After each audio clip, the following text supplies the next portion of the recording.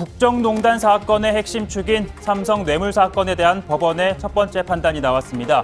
법원은요, 이재용 부회장 등 삼성 전현직 임원들에 대해 전원 유죄 판단을 내렸습니다.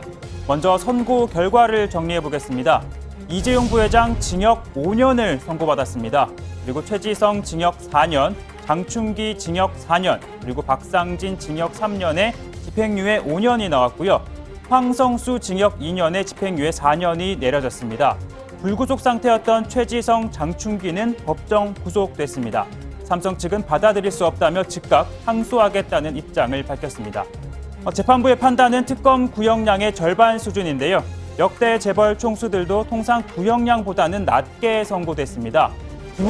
김우중 전 대우그룹 회장은 구형 15년에 선고 10년이었고요.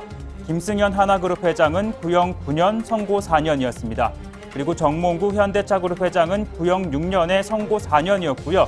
최태원 SK그룹 회장만이 구형과 선고 모두 4년이 1심에서 나왔습니다. 특검은 이번 사건이 전형적인 정경유착이자 경제민주화라는 헌법적 가치를 훼손했다라는 입장이었는데 오늘 법원 역시 이번 사건의 본질은 정치 권력과 자본 권력의 부도덕한 밀착이라면서 정경유착의 병폐가 현재 진행형이라는 데 충격이라고 밝히기도 했습니다. 특검이 이 부회장에 대해 적용한 혐의는 모두 5가지였는데요. 뇌물 공여, 횡령, 국외 재산 도피, 범죄 수익 은닉, 그리고 국회 위증죄였습니다. 오늘 법원의 판단은 어땠는지 한번 보시면요. 뇌물 공여 유죄, 그리고 횡령 유죄, 국외 재산 도피 유죄, 범죄 수익 은닉 유죄, 그리고 국회 위증죄도 유죄, 모든 혐의를 유죄로 판단했습니다. 무엇보다 관심을 모은 건 뇌물에 대한 법원의 판단이었는데 특검이 주장한 뇌물 총액은 433억 원이었습니다. 승마 지원 78억 원과 약속 금액 135억 원, 그리고 미르 K스포츠재단 204억 원, 그리고 동계 스포츠 영재센터 16억 원이었습니다. 법원은 직접 뇌물죄에 해당하는 승마 지원에 대해서는 실제로 건네진 78억 원 중 73억 원을 뇌물로 인정했습니다. 그리고 제3자 뇌물죄 중 동계 스포츠 영재센터 16억 원도 뇌물로 판단을 했고요. 다만 재단 출연금은 뇌물이 아니라고 봤습니다. 이재용 부회장의 1심은 지난 3월 9일 첫 공판 준비기일을 시작으로 오늘까지 170일이 걸렸습니다. 53번의 정식 공판이 열렸고 59명의 증인이 출석했는데 각 혐의에 대해서는 엇갈린 입장을 내놓기도 했지만 장 차관급, 청와대 수석 등 증인들의 면면도 화려했습니다.